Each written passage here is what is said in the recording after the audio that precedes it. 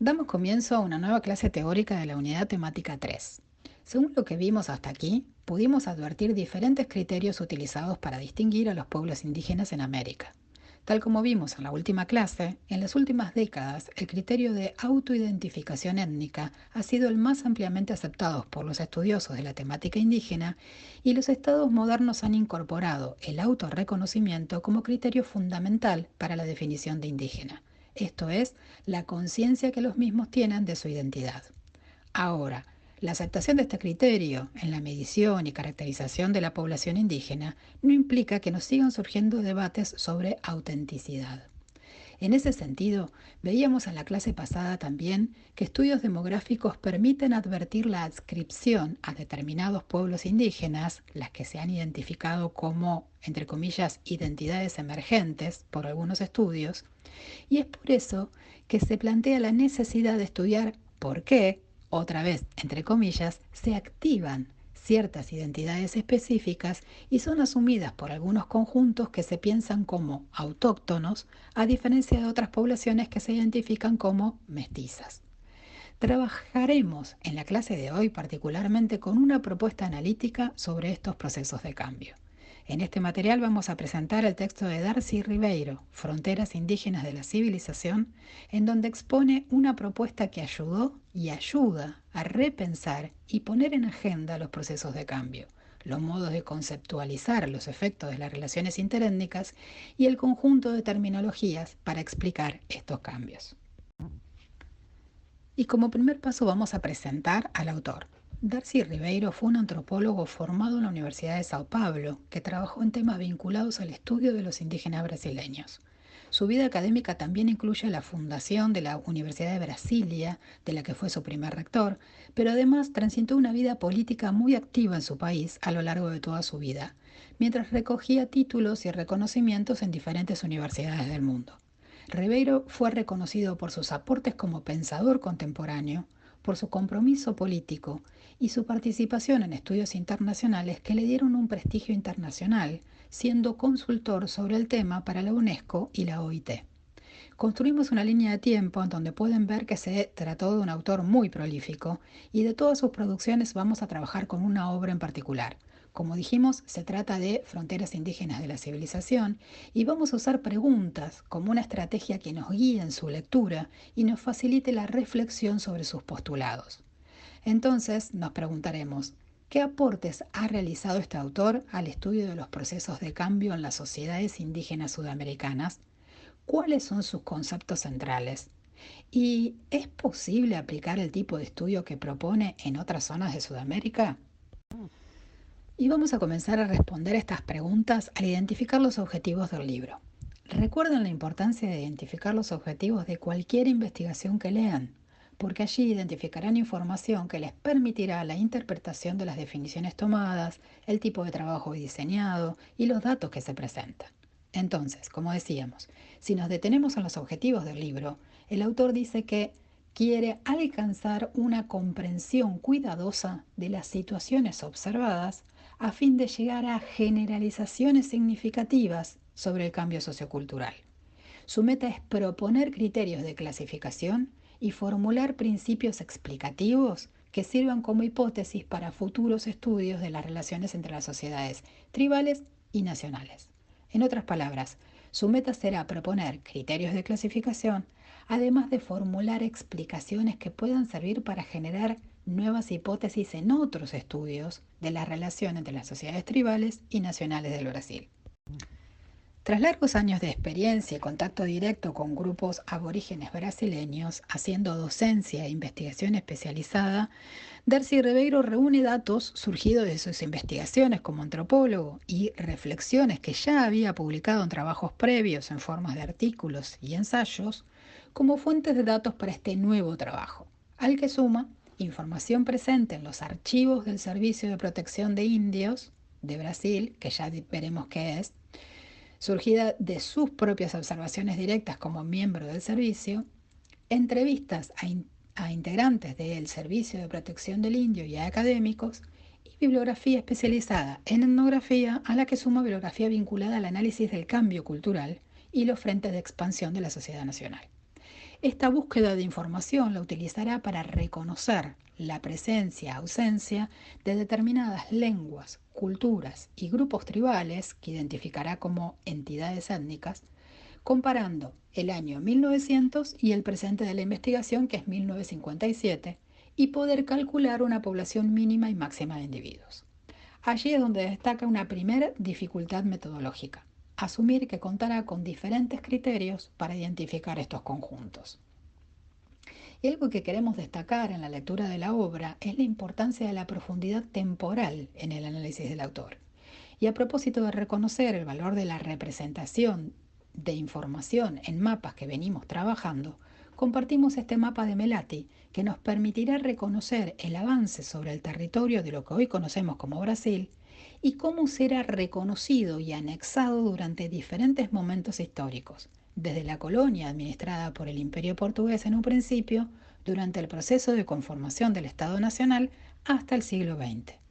Este reconocimiento de fronteras marcadas en el mapa debe vincularse con características particulares que tomará la administración de esos territorios, de sus productos y su gente en determinados tiempos. Por ejemplo, en tiempos de la colonia, donde primeramente se dividiera en capitanías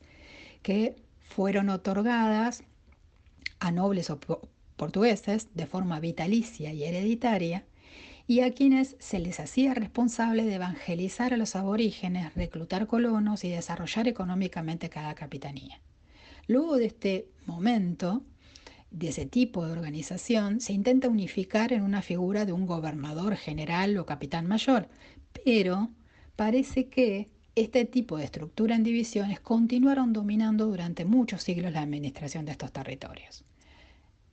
Entonces, al identificar diferentes fronteras señaladas en el mapa para diferentes momentos, es importante que también lo relacionen con los diferentes representantes de la sociedad colonial primero y de la sociedad nacional después, que interactuarán en estos territorios. Retomaremos estas ideas en un momento. Volviendo a las fuentes bibliográficas que menciona Ribeiro, va a destacar, además de sus estudios previos, primero la obra de Courtney Mendajú, a quien mencionamos la clase anterior a propósito del mapa etnolingüístico. Segundo, al Handbook of South American Indians, de donde tomará el criterio de área cultural. Recordamos volver a ver el material de la primera clase de esta unidad para repasar los puntos fundamentales de la obra. Tercero, los estudios sobre cambio cultural de Eduardo Galvao y de Egon Schaden, quienes estaban ya pensando las teorías de aculturación para Brasil. Y por último, los ensayos de Roberto Cardoso de Oliveira, de donde destacará un concepto relativo al contacto interétnico entre grupos tribales y sociedades nacionales, llamado fricción étnica. A propósito, les dejamos el acceso a esta obra, aparte de esta obra, para poder aproximarse a este autor. El autor casi inicia el libro presentando y analizando las fuentes de información con las que cuenta. Y tomando el criterio de área cultural y usando como parámetros la clasificación lingüística, el grado de integración a la sociedad brasilera y el contacto con diferentes frentes de tracción económica, organiza la información agrupándola en diferentes categorías. Ribeiro distingue 4 etapas que funcionan como esas categorías, a las que denomina grupos aislados, en contacto intermitente, en contacto permanente e integrados. Y luego compara cada dato para cada segmento temporal, que dijimos que era 1900 y 1957. Este trabajo le permite, por un lado, identificar la presencia de un número de grupos tribales mayor hacia el 1500 que los presentes en 1957 en la misma área de estudio. Por otro lado, analizando el grado de integración a la sociedad nacional, observa que en el siglo XX la mayoría de las sociedades se extinguieron o continuaron siendo indígenas. Entonces, mientras explica que muchos grupos indígenas se han extinguido en alguna de las etapas que identifica, explora en detalle cuáles serían las condiciones para la aniquilación o la supervivencia de las entidades étnicas, buscando encontrar algunas regularidades. ¿Sí? Por ejemplo, concluye que los riesgos de extinción fueron mayores en las primeras etapas del proceso de contacto. Y en base al análisis anterior, detecta también la necesidad de crear una nueva categoría que en principio no había incluido, que es la de grupos extintos. Aquí nos detenemos un minuto. Lo que el autor reconoce es que para 1957 determinados grupos o etnias tribales que habían sido registrados en determinada zona en el 1500 no aparecían. Es decir, no está diciendo que no existen más esas personas, sino que en esa área en particular no hay gente que se adscriba o se identifique con los grupos registrados en aquel momento. ¿Sí? Asimismo, al revisar los aportes de Yaden y Cardoso de Oliveira sobre formulaciones respecto al concepto de aculturación, propone una reelaboración teórica que pueda dar cuenta de la diversidad de situaciones que está detectando y abordar el proceso de cambio y aculturación en sus diferentes niveles, desde el biótico al psicológico y al cultural. Todo este trabajo le permite criticar algunas predicciones sobre el impacto de la civilización, criticar los conceptos de aculturación progresiva y asimilación plena mediante mestizaje y proponer el concepto de transfiguración étnica. Es así como el análisis del autor girará en torno a una serie de conceptos claves. Como decíamos, a partir de los datos, identifica que el contacto entre la sociedad brasileña y los grupos aborígenes no condujo a la fusión de estos dentro de aquella, sino a la creación de lo que él define como una nueva categoría social, que denomina indio civilizado genérico, que luego vamos a ver. Es por eso que analiza las explicaciones a partir de la noción de aculturación de otros estudios que la entendían como la modificación que sufre una cultura mediante el contacto con una o más culturas diferentes y la adopción selectiva de elementos culturales extraños en un proceso clásicamente asumido como bilateral. Y siguiendo con su análisis, expresa la necesidad de definir la existencia de una transfiguración étnica en vez de hablar de una asimilación.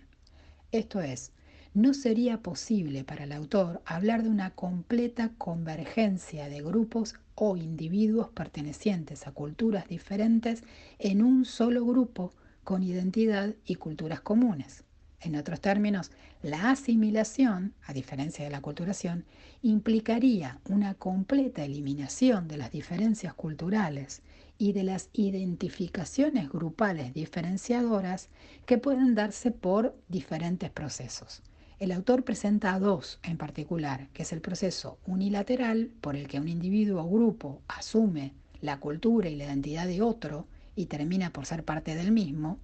y el proceso de absorción mutua o mezcla de culturas divergentes en la que cada una incorpora elementos de las otras.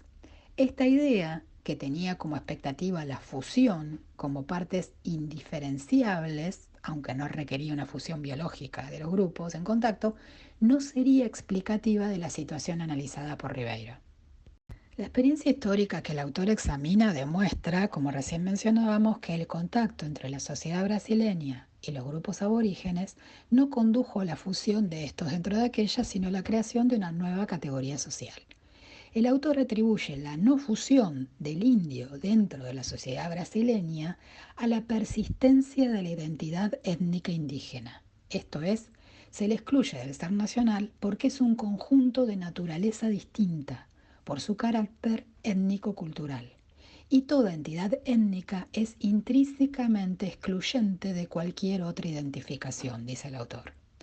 Por eso, la integración, según expresa Ribeiro, sería un estado más que un proceso en sí mismo y constituiría la etapa final del proceso de contacto que no elimina al indio al no eliminar su identidad como un sector diferente de la sociedad nacional. Y para poder entender cómo articulan los conceptos antes mencionados, nos detendremos ahora en un concepto central, el de transfiguración étnica. Darcy Ribeiro define este concepto como el proceso de formación y transformación de las etnias ante el contacto con sociedades nacionales. Citando sus palabras, lo define como el proceso a través del cual las poblaciones tribales que se encuentran con sociedades nacionales llenan los requisitos necesarios para su persistencia como entidades étnicas, mediante alteraciones sucesivas en su sustrato biológico, en su cultura y en su forma de relación con la sociedad envolvente. El estudio del proceso de transfiguración étnica que presenta Ribeiro se realiza mediante el análisis de diferentes niveles de integración ecológica y biótica tecnológico-cultural, socioeconómica e ideológica. Y en su análisis, el resultado final del contacto estará determinado por la acción conjunta de factores endógenos y exógenos al grupo indígena que incluyen la pluralidad de las sociedades aborígenes y las diferencias entre los frentes de expansión de la sociedad nacional. La transfiguración étnica es entonces el proceso general de paso de los grupos indígenas de la condición de aislamiento a la de integración, con todas sus consecuencias de mutación cultural y social y una redefinición del etos tribal. Dejamos aquí planteada la definición que retomaremos más adelante. Otra categoría que incluye el autor y ya venimos mencionando es la de indio. Al analizar las diferentes fuentes consultadas, bibliografía, entrevistas, archivos, ya habíamos mencionado que identifica el uso de diferentes categorías. Dado que era difícil conocer si se estaba frente al uso de una denominación que correspondía a una sociedad o a una subunidad de otra mayor, el autor propone hablar de grupo o etnia tribal por un lado y propone el uso de otra categoría, indio. En realidad,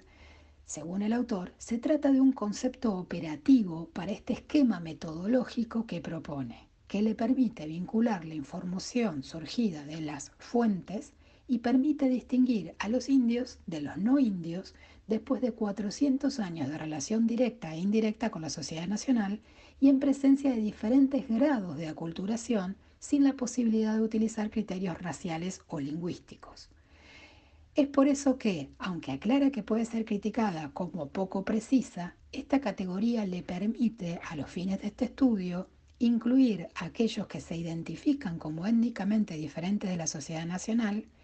e identificar a todos los individuos reconocidos como miembros de una comunidad de origen precolombino que presentan problemas de adaptación a la sociedad brasileña por conservar costumbres y hábitos que lo vinculan con la tradición precolombina y que además son reconocidos como indígenas por la población brasileña. Vamos a destacar en el autor la determinación de distinguir planos de análisis en las categorías que presenta. Para el concepto indio que recién mencionamos, distingue a un indio tribal descrito como vinculable al individuo o grupo precolombino y que si bien mantenía un cuerpo de creencias, el etos que explica el universo, su existencia y relación con otros seres, ya ha pasado por procesos de transfiguración y modificación a partir de su vinculación con la sociedad nacional en todos estos siglos. Y esto hace que, como dice el autor, se vea adornado, entre comillas, con elementos de esa sociedad nacional.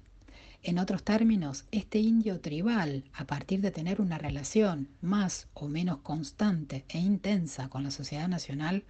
va a tener cada vez más elementos que se suman a ese conjunto de creencias que le ayudará a generar un abanico de nuevas explicaciones para dar cuenta de nuevos interrogantes surgidos de estos escenarios.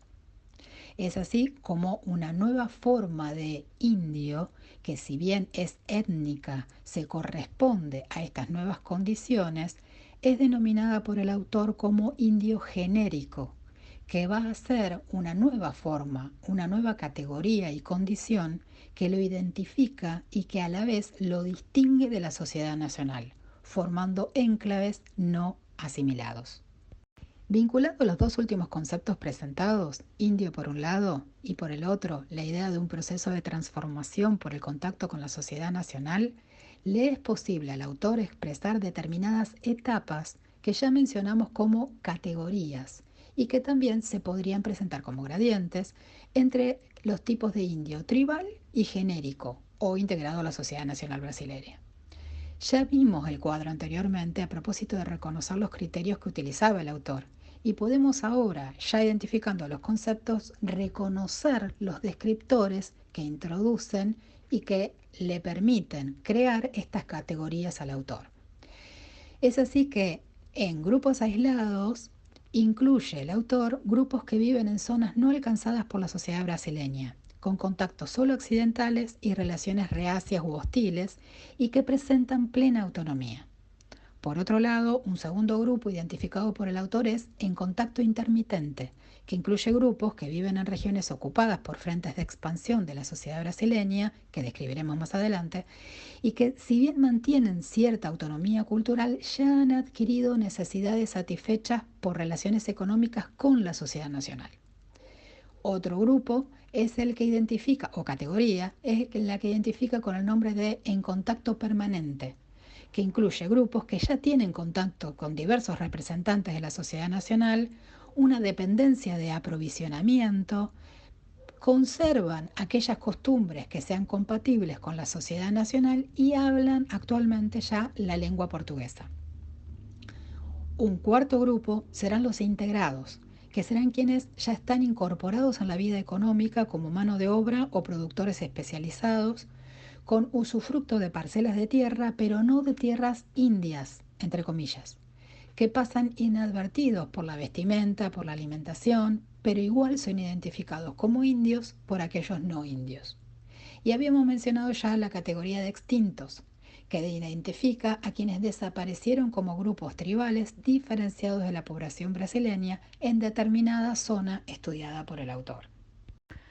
Como venimos viendo, uno de los aspectos que queremos destacar de la obra de Darcy Ribeiro es su estrategia que admite desarmar categorías usando diferentes planos de análisis, que le permitirá volver a generar nuevas o reformular las existentes. Ya hablamos de conceptualizaciones teóricas como aculturación, asimilación y sobre el concepto operativo indio que fue introduciendo. Y ahora daremos paso para su análisis a los conjuntos sociedad nacional y etnias tribales. Para la primera de ellas, definida como una entidad nacional según sus términos, destaca que es el resultado de aportes culturales europeos, indígenas y negros, que es mestiza en origen, aunque exhibe homogeneidad y unidad como efecto histórico, resultando ser una adaptación ecológica. Pero también destaca que no es homogénea, contando con variantes temporales y variantes espaciales. Mientras para las variantes temporales el autor recuerda las diferencias presentes entre los siglos XVI y XX, cuyos datos se está analizando, como dos coyunturas históricas diferentes, una de corte colonial esclavista dentro de una civilización agraria mercantil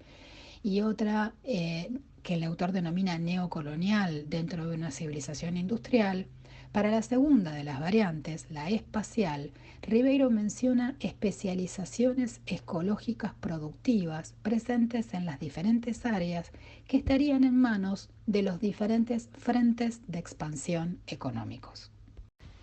Ya mencionamos el término al momento de presentar a la transfiguración étnica como un proceso. Y es momento de compartir ahora este eje de la tesis del autor, los frentes de expansión de la sociedad nacional. Con este desarrollo, el autor nos muestra que la sociedad nacional no se instala como un todo homogéneo en un territorio que desea explotar, sino que determinados pobladores o representantes de esa sociedad nacional son quienes comienzan a poblar determinados territorios y a crear interacciones, así como ejercer presiones diferentes. Los frentes económicos que identifica se corresponden al extractivista, al pastoril y al agrícola. Y si bien Ribeiro hace referencia a frentes económicos que corresponden a formas específicas de acción en el territorio con fines económicos, analiza en cada uno diferentes planos relativos a la unidad de población, al reclutamiento de mano de obra, el uso del territorio y la modalidad de la relación interétnica para explicar que se corresponden a etapas sucesivas de la penetración civilizadora, a grados diferentes de interacción con las etnias, que además, al tener formas específicas de acción, tienen diferente impacto, tanto en el medio ambiente como en el contacto con las etnias. Aquí el autor presenta entre los planos de análisis el nivel de complejidad de las etnias, que más adelante lo veremos como distancia social. Y también expone que el alcance de cada frente está no solo en relación con el contexto nacional, sino también con la economía internacional. De hecho, habla de variaciones regionales relacionadas al alcance de economías locales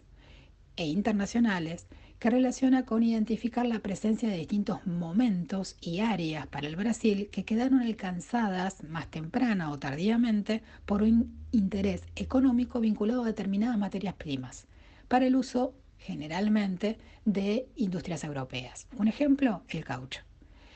Y allí nos explica cómo estas variaciones incidieron de manera diferencial en las relaciones interétnicas, ejerciendo presiones adicionales.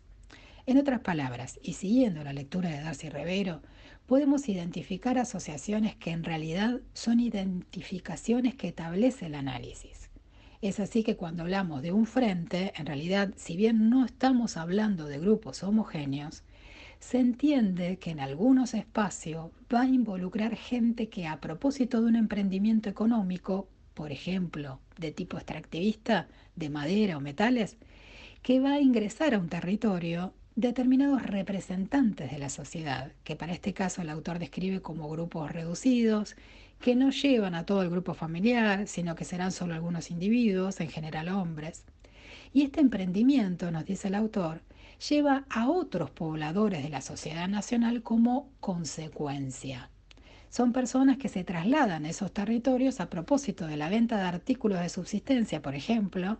y empiezan a usufructuar el territorio para otros desarrollos mercantiles, como puede ser la ganadería, para la alimentación de estos extractores, por ejemplo. Estos avances sobre el territorio, que podrían verse como etapas, pueden representar cierta sucesión en correlación entre una que inicia y otra que ingresa luego. Pero también es preciso distinguir cómo son caracterizadas cada una para entender por qué el autor vincula estas características con determinados grados de interacción con las etnias tribales de cada zona. Ya presentamos las observaciones del autor sobre la sociedad nacional y ahora daremos paso a lo que refiere sobre las etnias tribales. El autor destaca la importancia de distinguir a las etnias tribales y cómo estas diferencias entre ellas marcaron el impacto diferencial de la sociedad nacional. Debido a la diversa movilidad espacial que tenía cada grupo, sus formas particulares de organización social, las relaciones interétnicas existentes, como posibles guerras intra e intertribales, por ejemplo, así como articulaciones políticas a nivel mayor que la tribu, por ejemplo, con posibles alianzas estratégicas, pero además de esta pluralidad y diversidad, el autor buscará la presencia de uniformidades ante ciertos factores condicionantes. El autor habla de 3 factores condicionantes. El primero de ellos será la distancia social. Esto es, identifica que existen características de los frentes de expansión y de las tribus, de las etnias tribales, que en su interacción y en función de sus características tecnológicas, relacionadas al tipo de subsistencia, a su organización sociopolítica, por ejemplo, van a tener distintas resultantes. Otro factor será la predisposición cultural, esto es, la flexibilidad o rigidez, también la agresividad o docilidad, con la cual se vinculan entre sí las etnias y con la sociedad nacional.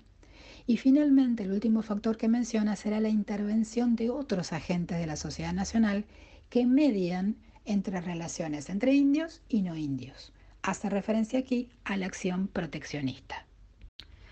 Para este último factor, el autor identifica la presencia-ausencia de diferentes agentes de la sociedad nacional con diferentes objetivos, estrategias y en diferentes momentos históricos. Se trata de acciones oficiales que se han emprendido para controlar el proceso de expansión de la sociedad nacional brasileña sobre las áreas indígenas, que son analizadas por el autor con abundancia de documentación.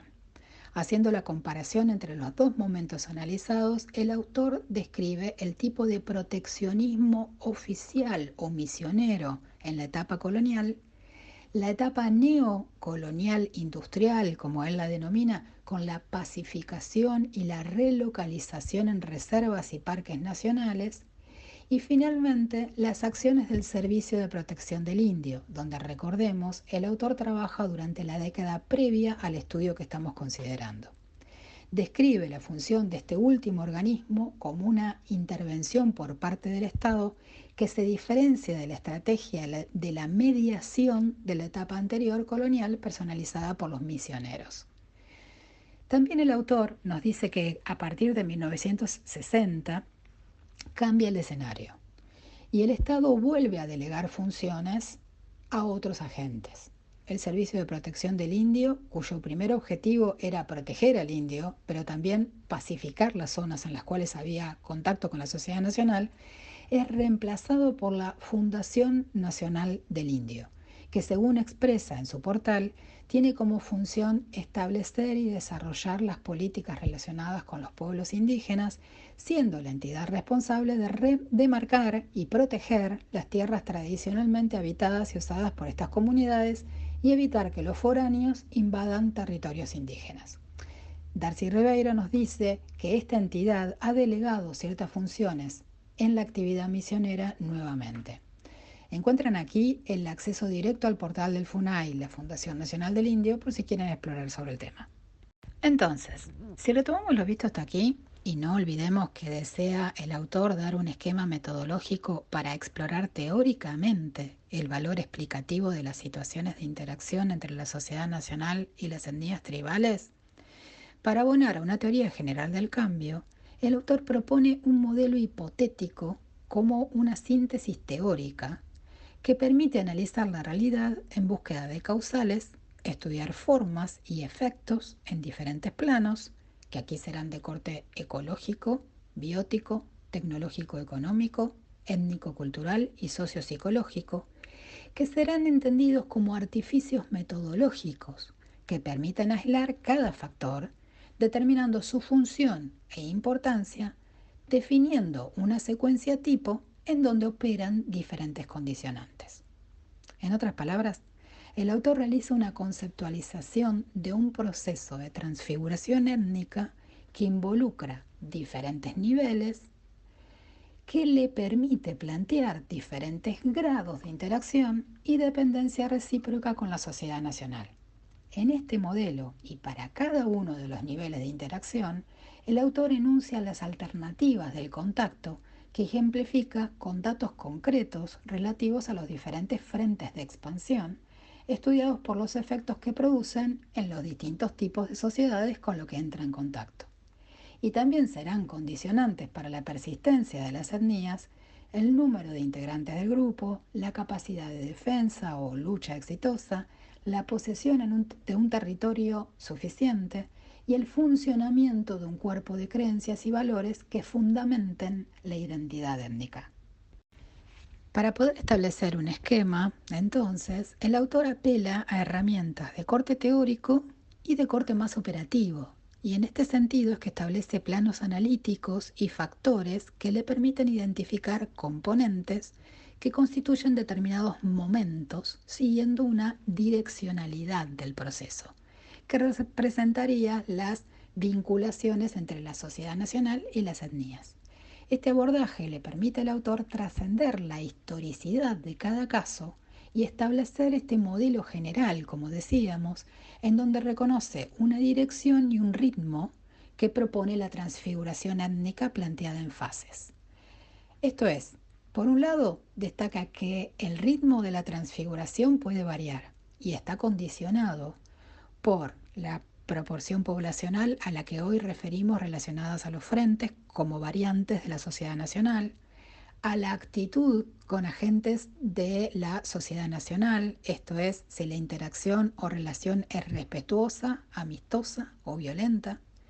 por la predisposición ante las innovaciones, a las que hoy veíamos que presenta como flexibles o rígidas, a la distancia cultural relacionada con el desarrollo tecnológico. Y estas fases establecen una secuencia que parte de una primer fase en donde los indios tribales tienen contactos pacíficos permeables para pasar a una segunda, a un contacto cada vez más permanente con una convivencia intensa y agentes locales que podrían identificarse con los frentes extractivos y pastoriles que vivimos. Y se pasa a una tercera fase en la cual se reconocen reacciones más intensas ante el contacto permanente con frentes y las demandas ecológicas y bióticas. Finalmente se estaría presente ante una cuarta y una quinta fase en donde ya se reconoce al indio genérico o esas personas que son identificados como indios por los no indios, aunque estén incorporados en la vida económica de Brasil, y que ya han sufrido una transfiguración, pero no se han fusionado con el resto de la sociedad nacional. Luego de recorrer la obra, podemos decir que la lectura del libro de Darcy Ribeiro resulta muy interesante para ampliar las perspectivas teóricas metodológicas de autores interesados en los problemas indígenas de América y también para enfocar en la heterogeneidad de los componentes y criterios, sus implicancias en la modelización y clasificación, que nos permitan no solo reconocer un modelo analítico particular, sino también revisar otras explicaciones y su posible articulación en una teoría general de cambio sociocultural.